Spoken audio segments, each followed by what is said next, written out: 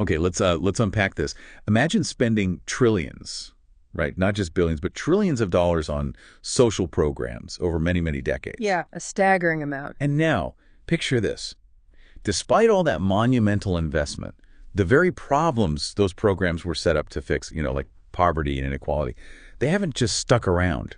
They've actually gone deeper in some ways. That's the fascinating and honestly pretty sobering reality we're diving into today. It really is. We're exploring what the economist Othniel Max Daves meticulously details as the extractive compensatory model of the U.S. economy. And what's truly fascinating here is how Daves, whose really groundbreaking work forms the core of our deep dive today, he moves way beyond just presenting dry data. Right. He really peels back the layers to show this deeply interconnected system, a system that kind of reinforces itself. How so? Well, he shows us how these huge economic shifts, the way social policies evolved, and the societal outcomes we see, they aren't just separate things happening. Instead, they're locked in this dynamic, sometimes, destructive cycle. And our understanding of this whole complex system, it comes from a really comprehensive set of sources. Yeah, we've got quite a bit here. We do, including insightful excerpts from his key works, America's Extractive Economy, A Compensatory Failure, and also America's Extractive Economy, a social welfare analysis, plus his own detailed briefing showing the reality of the extractive economic system and the failure, among others. So our mission today is really to give you, the listener, a kind of shortcut to being truly well-informed on this crucial topic. It's often misunderstood, I think. Definitely. We want to provide those aha moments, the ones that tie together facts about our economy and society that might seem totally separate, help you see the underlying patterns. Connecting the dots. Yeah, we're here to pull out the most important nuggets of knowledge from Daves' analysis, helping you understand what he calls this interconnected, interrelated crisis. Yeah. And the sort of cascade of effects it unleashes. Right. Ultimately, we want to expose the really profound consequences of these deep structural economic shifts for the average American and illuminate how these systems, as Daves argues, have often led to a kind of systemic sellout, if you will, of the broader population by powerful interests. That's a strong way to put it, but it reflects the core of his argument about extraction. So let's begin right at the foundation of Daves' argument then, defining this extractive compensatory model. What exactly is he saying about the fundamental nature of our economy? Okay, so at its heart, this extractive compensatory model, it describes a U.S. economic system where, as Daves really laid it out, the basic economic well-being of the working class, when it declines, it isn't really reversed. It's not reversed. No. Instead, it's merely offset. It's balanced out by this ever-expanding flow of government transfer payments. So think welfare, Social Security, things like that. Okay. So not fixing the problem, just papering over it. Pretty much. Think of it not as a cure, but as what Daves calls a kind of fiscal palliative. Fiscal palliative, like a painkiller. Exactly. A temporary pain reliever for these much deeper structural shifts that are still eroding economic independence underneath. It's a bandage, you could say, for wounds that never really get a chance to heal properly. Wow. And this system, it's not really designed to bring back robust growth or, upward mobility for most people. Right. It's more about managing the decline, keeping things stable enough, ensuring social cohesion, but without ever really tackling the root causes of all that economic distress. So it's not a ladder helping people climb up. It's more like what Daves calls that treadmill of subsistence. That's a powerful metaphor. It really is. You're running, putting in the effort, maybe working multiple jobs, but you're not actually getting anywhere. Not in terms of building wealth or saving or gaining real economic security. Precisely. You're just staying afloat, basically. Barely keeping up with rising costs, maybe even with some assistance. It provides just enough to stop things from completely falling apart, but nowhere near enough for genuine advancement, for getting ahead. And this whole model, as Daves explains it, it really started to take shape with that huge ambition of the Great Society programs back in the mid-1960s. Is that right? That's exactly right. Lyndon B. Johnson's Great Society programs, things like Medicare, Medicaid, what was then AFDC, Aid to Families with Dependent Children. Now it's TANF. Right, TNF. Food stamps, which is now SNFP, plus big investments in housing subsidies, education programs. All of that marked the largest expansion of means-tested welfare in American history. Huge expansion. Massive. And the initial goals, you have to say, were undeniably noble. They wanted to eradicate poverty, close these deep opportunity gaps that existed. Sure. But what happened over the next few decades, according to Babes' analysis, really highlights this unintended and, frankly, quite sobering path this huge spending took. Unintended consequences. It became less about lifting people out of these systemic issues and more about sustaining them within an economy that was, itself, deteriorating for many. And when we talk about immense spending, the numbers Dave's pulls together are, well, they're not just large, they're astronomical. It's almost hard to get your head around the scale. Absolutely. He tracks it meticulously. Since the mid-1960s, the cumulative means-tested social spending in the U.S., it just exploded. It exceeded $30 trillion in constant 2016 dollars by 2021. 30 trillion. Trillion. And by 2025, that number is projected to climb even higher, to over 56 trillion in 2023 dollars. 56 trillion. Wow. This isn't just, a lot of money. This scale is historically unprecedented. It's been rightly called one of the largest and longest social interventions in the history of modern industrial democracies. That puts it in perspective. It really does. It's a testament to the sheer scale of the challenges, maybe, but also, as Daves argues, the deeply embedded nature of this compensatory response. Just keep spending more to offset the decline. So that's a truly mind-boggling amount of money. Within Daves' framework, then, what does that signify? Is it a sign of success, or is it pointing to something else entirely? Well, this huge outlay, as Dave shows very carefully, is a really clear indicator of a compensatory role, not a transformative one, for the welfare state. Okay. While it has, undeniably mitigated but not reversed these trends of wealth concentration and inequality that were happening at the same time. Right. It softened the blow, maybe. Exactly. Its main function has been as a partial stabilizer rather than a full equalizer. And what's really key to understand here is that the constant, persistent rise in the spending, it isn't a sign that poverty is being wiped out. No. Instead, Daves argues, it reflects a persistent and actually growing need for assistance across the population.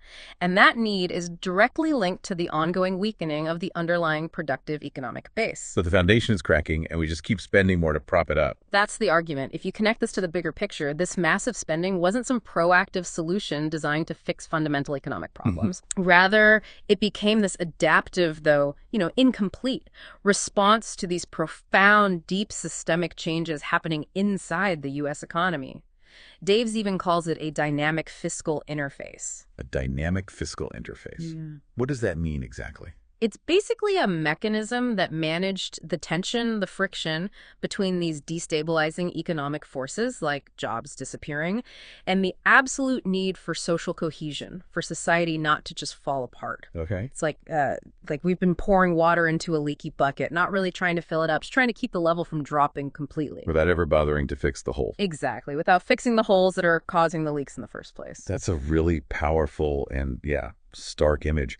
And those leaky holes, as you put it, they lead us right into what Daves calls the reinforcing triad. Yes. This is where it gets really interesting, because Daves identifies these three key interlinked economic transformations that really set the stage for this whole compensatory model. They created the conditions that demanded this ever-increasing social spending. Indeed. The first, and you could argue the foundational driver in this triad, is deindustrialization. Right. Heard that term a lot. It refers to that profound, widespread erosion of stable, often unionized, middle-income manufacturing jobs in the U.S. The backbone, some would say. Exactly. We saw the manufacturing sector's share of total non-farm employment. It peaked around 32% back in 1953. 82%. Okay. By the 2010s, it had plummeted down to single digits. Wow, single digits. That's a collapse. It's a huge shift. And this wasn't just some slow, organic change. Daves really emphasizes it was significantly sped up by specific policy choices, particularly what's commonly known as the China shock. The China shock. Yeah, that sounds pretty dramatic. Can you, elaborate on what exactly happened there and what were the immediate effects on American jobs? Sure. It refers to the massive and really swift impact of two key policy decisions. First, the U.S. granting permanent normal trade relations, or PNTR, status to China in 2000. PNTR. Wow. And second, China joining the World Trade Organization, the WTO, in 2001. Right. These policy shifts, as Daves highlights drawing on economic research, basically precipitated a massive reallocation of tradable sector employment within the U.S. Reallocation meaning jobs left. In simple terms, yes. American companies began moving production overseas, particularly to China, to take advantage of much lower labor costs. Hmm. And there's groundbreaking research on this by prominent economists like David Otter, David Dorn, Gordon Hanson. They meticulously tracked the impact. And what did they find? They showed a really clear, direct causal chain from these trade shocks, the surge in imports from China, to these intense localized labor market shocks in specific regions and towns across the U.S. So hitting some places much harder than others. Absolutely. And this, in turn, led directly to pronounced losses in manufacturing employment, reduced labor force participation, and, crucially, increased uptake of public assistance programs. So it's not just a theoretical link. There's actual direct evidence connecting these trade policies to people needing more help from the government. Absolutely. Their findings demonstrated that the U.S. industries and the geographic areas that were more exposed to this surge in imports from China, they didn't just see larger manufacturing job losses. Right. They also experienced weaker earnings, lower labor force participation, meaning people dropped out of the workforce altogether, and higher per capita transfer receipts. Transfer receipts, so more welfare, disability. Exactly. We're talking about direct, measurable increases in reliance on programs like Medicaid, disability insurance, food assistance, right there in those affected communities. Wow. Dave's analysis makes it crystal clear. This isn't just abstract economic theory. There's a direct line from these global trade policy decisions, which, his analysis implies, were pushed by certain elite financial and corporate interests straight to local job devastation. Which then leads to an increased systemic demand for the welfare state to step in and pick up the pieces. Okay, so deindustrialization, massively accelerated by trade policies, effectively pushes huge numbers of people onto the safety nets. Got it. What's the second crucial leg of this reinforcing triad that kept shaping this extractive economy?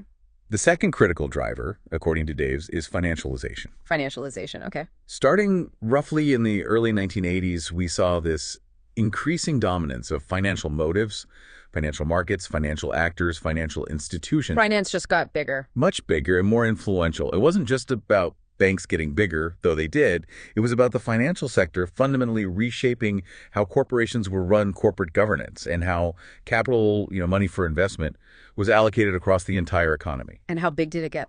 Well, to give you a sense of the scale, the financial sector's share of GDP nearly doubled.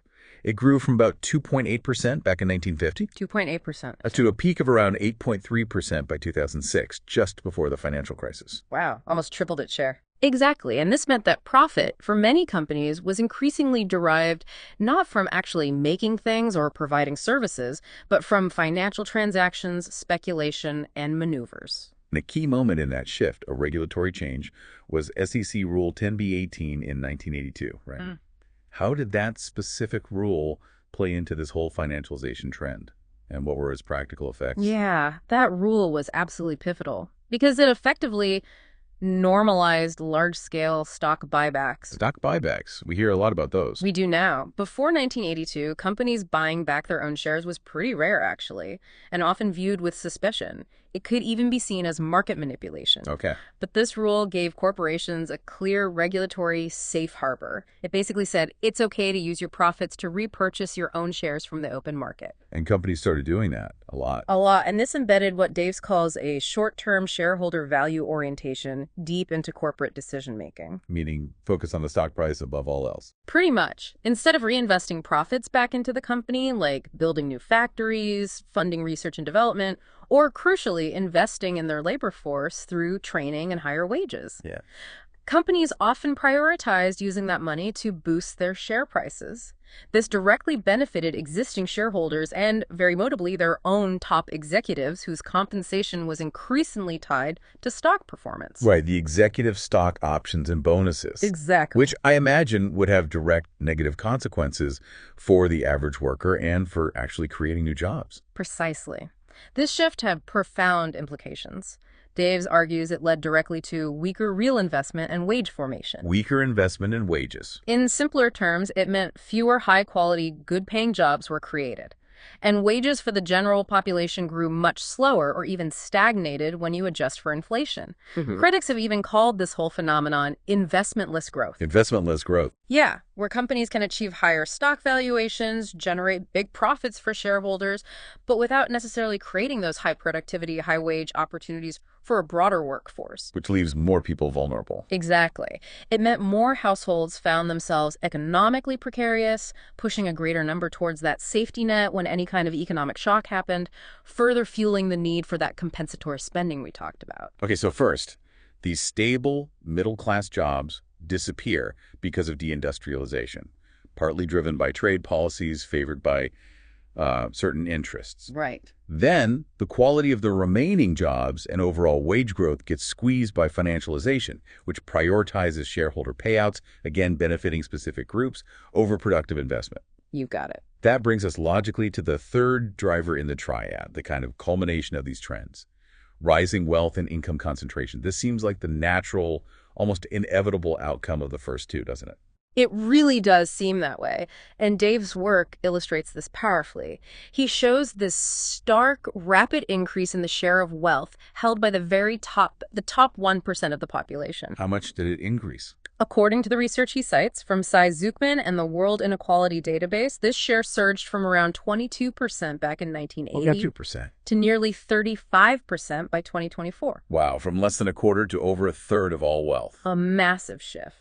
And Daves argues this isn't just some random statistic. It represents these profound political economic asymmetries. Meaning Imbalances of power and influence. This concentration of wealth at the very top, he argues, not only influenced, but also, in his view, helped design and perpetuate the very way the social safety net itself operates. How so? This concentration of power and resources had a feedback effect. It allowed those who were benefiting most from the system to further shape policies, tax laws, regulations, trade deals in their favor, reinforcing the cycle. Which brings up that important question.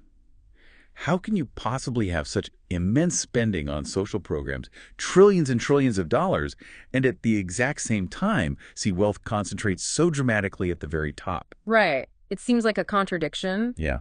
But Days' analysis really shows these are not contradictory trends at all. They're actually deeply intertwined parts of the exact same system. Exactly. The remarkable coexistence of rising inequality and the expanding social safety net reflects the welfare state's true role in this view. Not as a genuine equalizer, but as that partial stabilizer. Just keeping things from boiling over. Pretty much. Daves argues that the welfare state grew, in a sense, as a partial countervailing response to the accelerating inequality in market incomes the money people earn from jobs and investments before taxes and transfers. So, as the economy became more unequal on its own, the system needed more transfers, more of that fiscal palliative, just to offset the growing disparity caused by deindustrialization and financialization. But here's the kicker.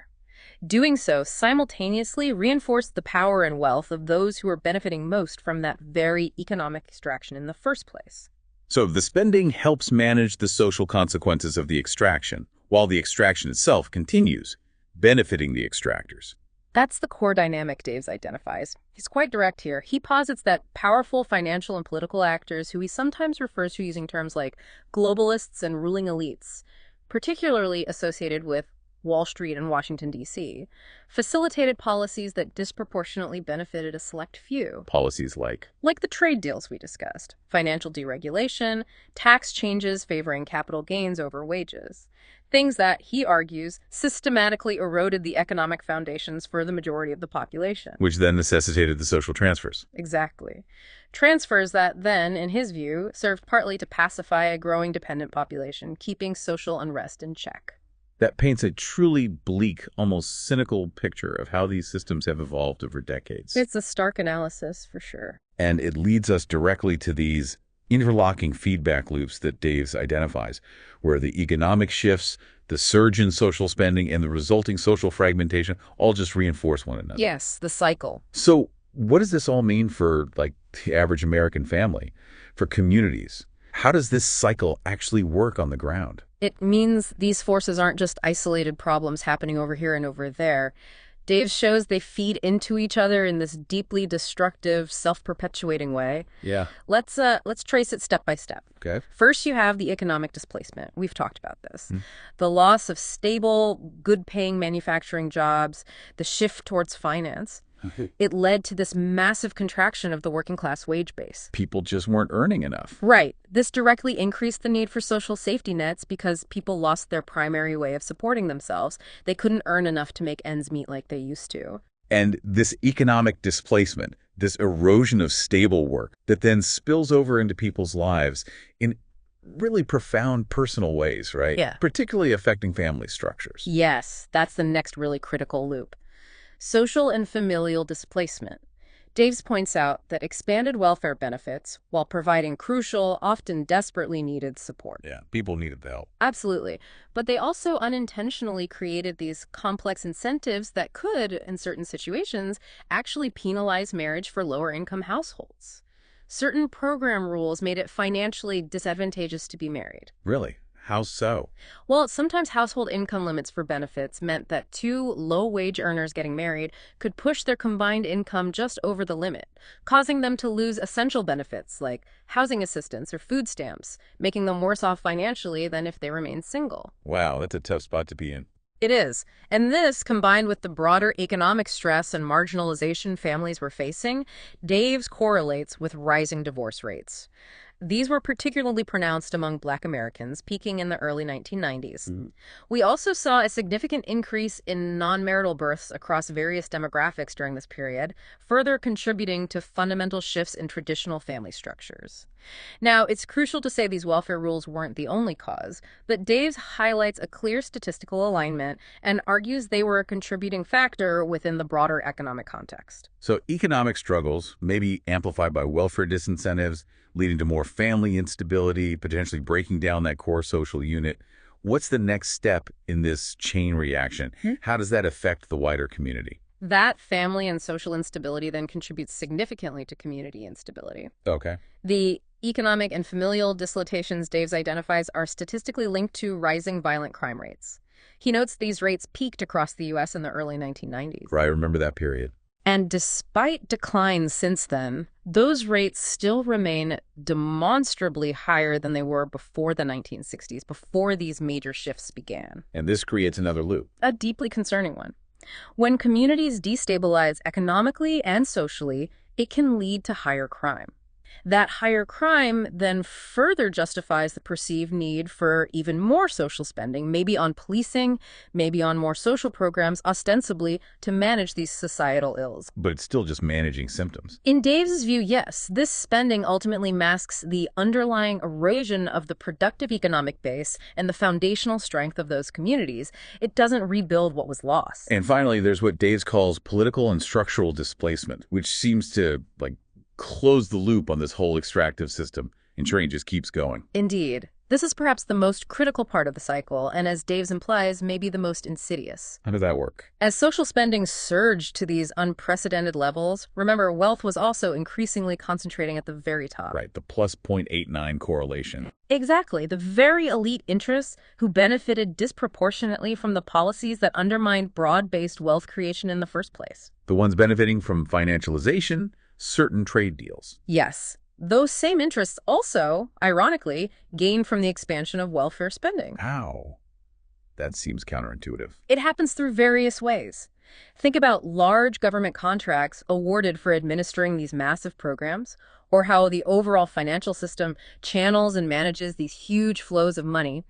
Daves describes it as a system where a growing dependent population becomes, in a sense, pacified by transfer payments. Given just enough to get by. Given just enough to survive, maybe, but not enough to really thrive or challenge the system, while at the same time an elite class is enriched by the structural extraction that necessitated those very transfers. So it's like a symbiotic relationship, but a deeply unequal one. That's exactly his point, profoundly unequal. So what does this all truly mean when we put it all together? It sounds like.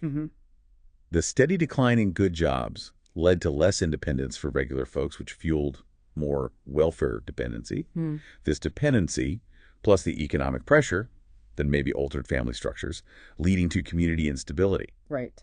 And that instability, predictably, justified even more spending, creating this continuous cycle that just masks the fact that the productive base of the economy is eroding away. You've nailed the cycle Daves lays out. And he argues this isn't just a series of unfortunate accidents. It's like the system is paying for the symptoms, putting on fiscal band-aids instead of curing what he sees as fundamental problems rooted in deliberate policy choices.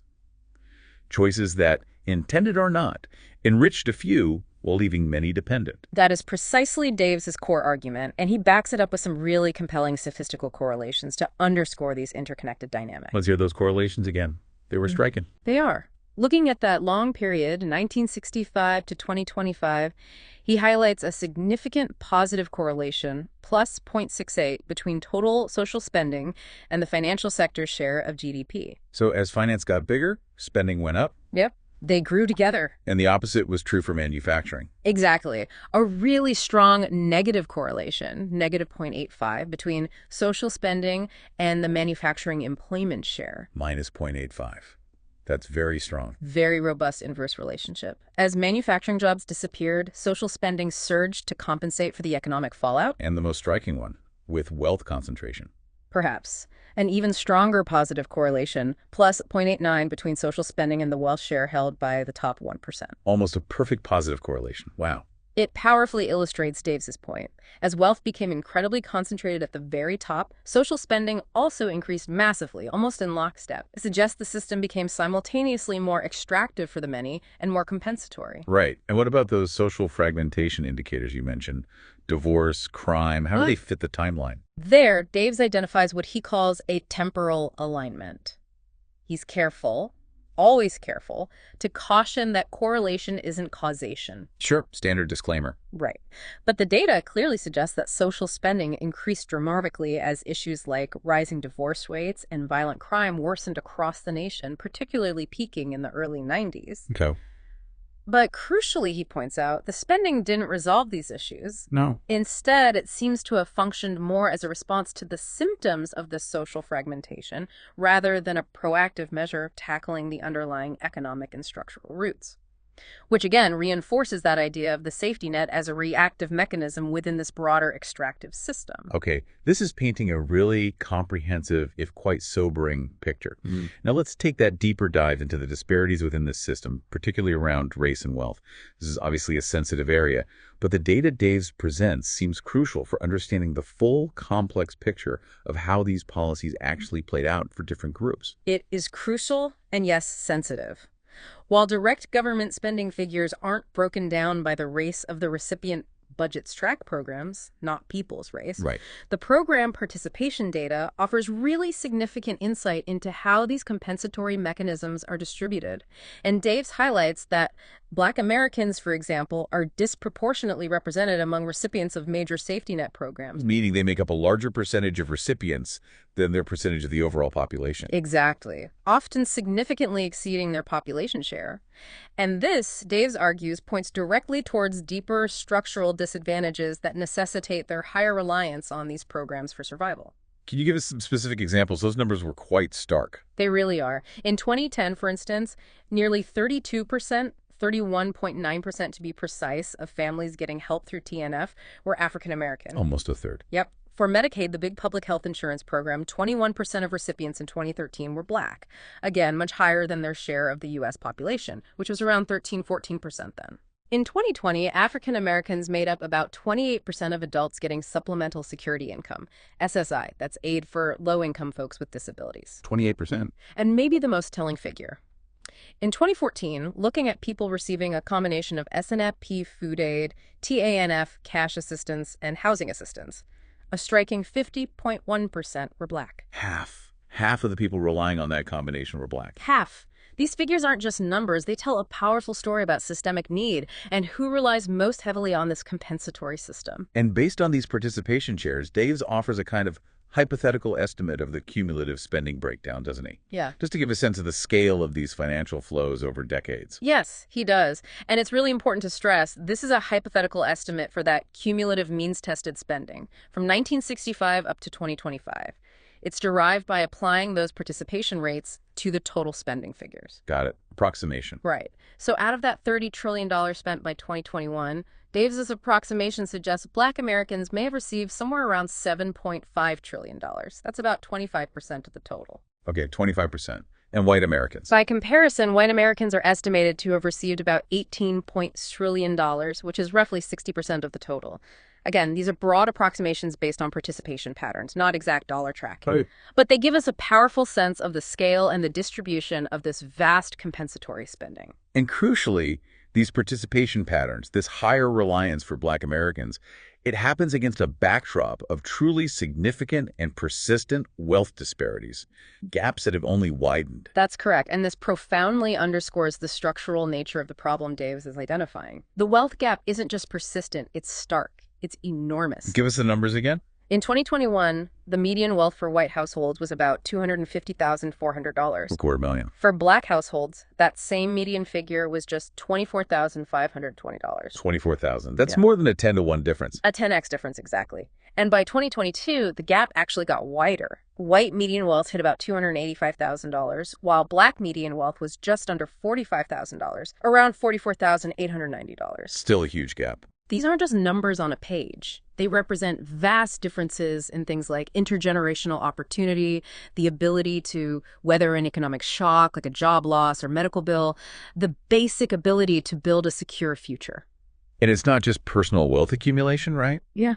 Even the public services meant to create opportunity, like education, seem to reflect these deep structural inequities, compounding the problem. Exactly. Daves also points to data showing that across the nation, school districts where the majority of students are students of color consistently receive about 15% less per pupil funding than majority white districts. 15% less funding for schools. Yeah. So what's really fascinating and deeply concerning here is how all these numbers, taken together, the higher reliance on transfers, the massive wealth gap, the inequitable school funding, they underscore these deeper structural disadvantages. Social spending, in Dave's analysis, ends up acting as that partial offset, that compensatory mechanism for these deeply entrenched inequities. But it doesn't fundamentally address their root causes. The system provides a safety net to prevent, complete collapse, but it doesn't really level the playing field or reverse the profound economic and social disadvantages created by that broader extractive economic structure, a structure Daves argues clearly benefits certain powerful interests. Okay. So if Daves' extractive compensatory model is essentially this system that treats symptoms while the root causes actually get worse, what are the policy implications? What does he suggest we actually do about it? How do we shift from just compensating for decline to actually rebuilding a foundation for shared prosperity? Well, his analysis argues really strongly that just increasing social spending, no matter how well-intentioned or how much you spend, if you don't fundamentally address the underlying structural issues, it's insufficient. It's almost futile in the long run. You can't spend your way out if the underlying structure is broken. That's the idea. He proposes a profound shift in focus, away from just patching up symptoms and towards tackling the root causes that fuel the need for those patches in the first place. It's really a call for systemic change, not just tweaking the current system. Okay, that sounds like a fundamental rethinking of our whole economic approach. What's the first key policy implication Daves highlights to try and break this cycle?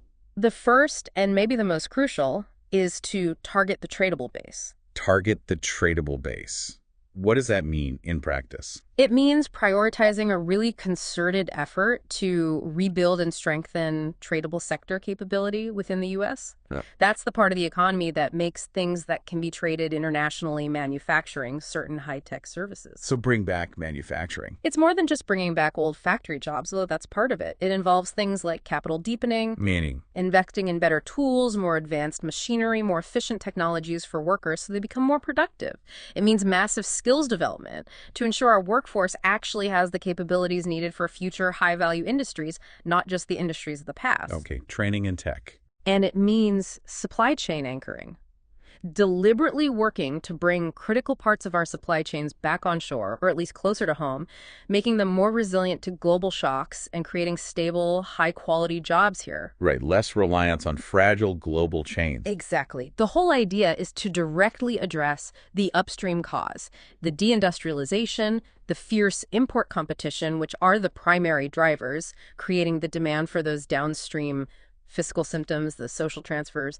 It's about restoring the productive capacity that creates genuinely good, stable, competitive jobs in the first place. Okay, so instead of just cushioning the fall for people who lose those jobs, we need to actively cultivate and bring back those kinds of jobs and make sure they're resilient for the future. Makes sense. What's the second critical implication? The second is to rebalance corporate finance and competition. Okay, tackling financialization.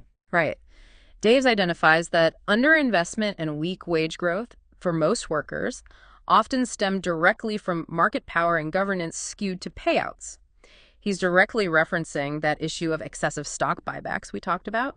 Think of it this way. Right now, a company might find it financially more attractive, maybe due to tax rules or just shareholder pressure, to use its profits to buy back its own shares. Driving up the stock price for investors and executives. Exactly. Even if that same money could have been used to build a new plant, invest in R&D for future products, or, crucially, to train and pay its workforce better. So what policies address that?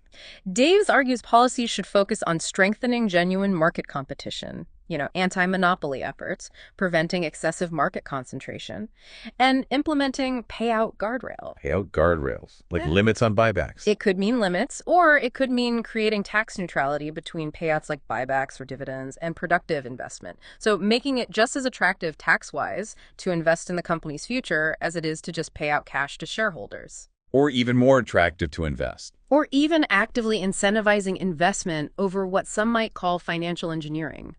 The goal is to encourage companies to reinvest profits back into productive capacity and their labor force. This would fundamentally reduce the structural demand for transfer payments over time because people would have better jobs and wages. And this implicitly tackles that issue of, corporate America and Wall Street prioritizing short-term gains and maybe elite enrichment over long-term shared prosperity. That seems to be the direct implication of his analysis, yes. Realigning those incentives. Okay, that makes perfect sense. If companies are pushed or incentivized to invest in their people and in actual production, there's naturally less need for an ever-expanding safety net. But finally, what about the safety net itself? Daves isn't suggesting we just get rid of it entirely, is he? Absolutely not. That's a misconception. The third implication is crucial. Keep the safety net countercyclical and efficient. Countercyclical and efficient. Okay. Daves unequivocally acknowledges the crucial stabilizer role of the safety net, especially during economic shocks like recessions. These programs are absolutely vital for preventing widespread human suffering when the economy tanks. Right. A lifeline. A critical lifeline. The goal isn't to abolish these programs, it's rather to critically improve their administrative efficiency, making sure funds actually reach the people who need them quickly and with minimal bureaucracy and waste. Streamline things. Exactly. And also to optimize taper rates. Taper rates. Remind me what that is. Taper rates refer to how quickly benefits are reduced or tapered off as someone starts earning more income from work.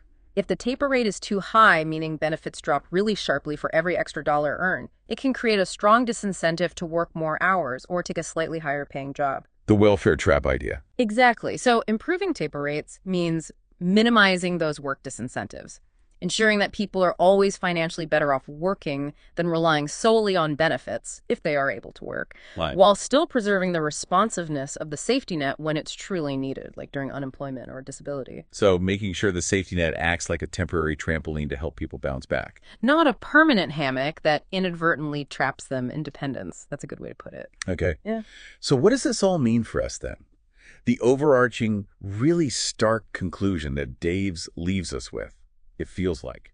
It's a powerful revelation. We've essentially been trying to put out fires with this ever-increasing flow of water. Trillions of dollars. While the very foundation of the house is just slowly crumbling underneath. The data Daves reveals doesn't just show a series of policy failures. It feels like it exposes the slow, maybe even deliberate, construction of this systemic equilibrium where, disturbingly, failure itself has kind of become the norm. It's become the operating principle. That is precisely Daves' ultimate and, yes, sobering message. Despite this immense spending projected to hit $56 trillion by 2025, the U.S. welfare state has largely failed. Failed to eradicate poverty, failed to reverse the dramatic increase in inequality that's happened since the Great Society era. Yeah. Instead, it has evolved into exactly what he calls it, an extractive compensatory model. And that model critically offsets, but does not reverse, the destruction of the economic foundations of working-class life.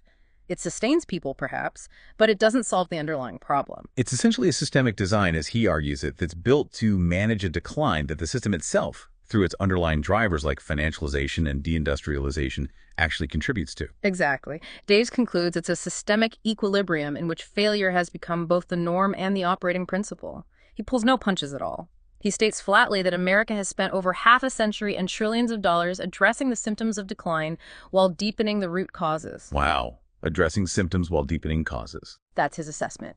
And he concludes that without fundamentally reversing what he calls the economic extraction at the core, those policies and structures that disproportionately benefit a select few, often linked to Wall Street and D.C., at the expense of the many, then no amount of transfer spending, no matter how huge or well-targeted, will ever restore productive independence, civic cohesion, and shared prosperity.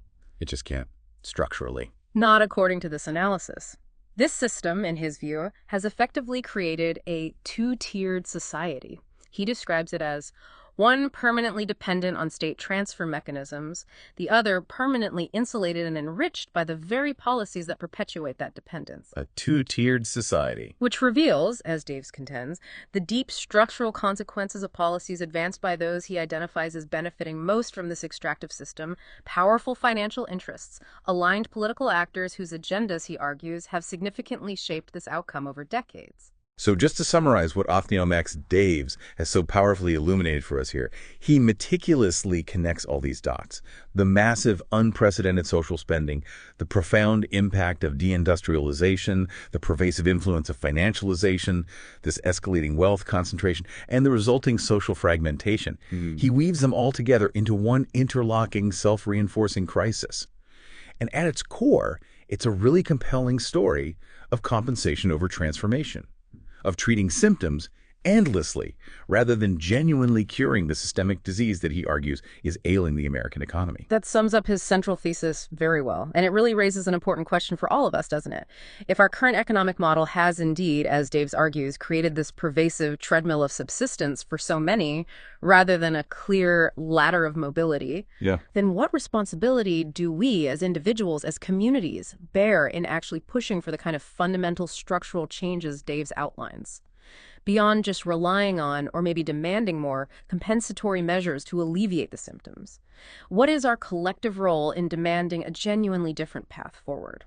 That's a big question. And maybe for you, the listener, the next time you hear debates about social spending levels or about the persistent issue of economic inequality, Dave's work really encourages you to ask, are we truly addressing the root causes here? Are we tackling the underlying structural issues head on? Or are we just continuing down this path of patching over deeper systemic problems that continue to erode our collective well-being? What would it truly take for us as a society to make that shift? To move from merely compensating for decline to genuinely rebuilding the foundations of shared prosperity and real economic independence for everyone? It's a challenge to how we think about these problems. It really is. A deep dive that doesn't just inform you, it truly makes you rethink what might really be going on in our economy and what might actually need to change.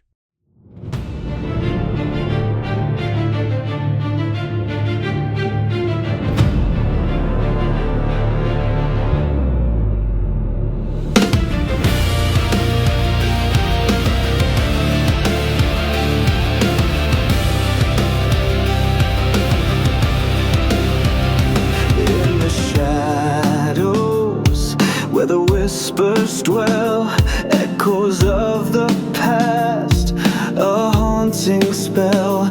Can't you hear me calling through the night?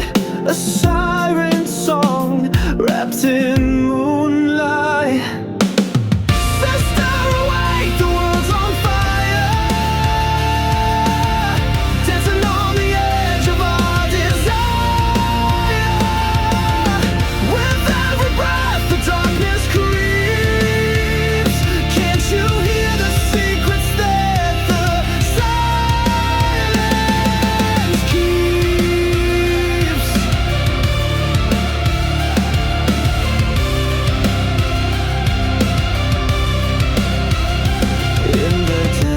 desert sands where the spirits roam.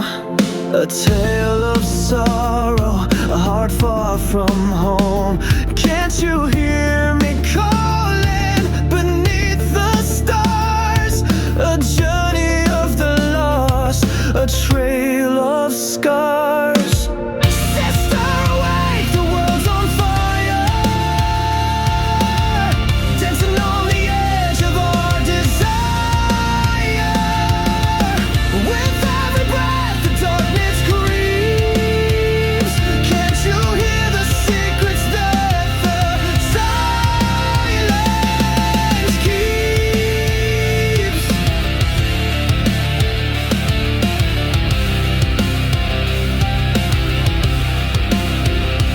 Through the veils of time, we wander blind, seeking solace in the ties that bind. From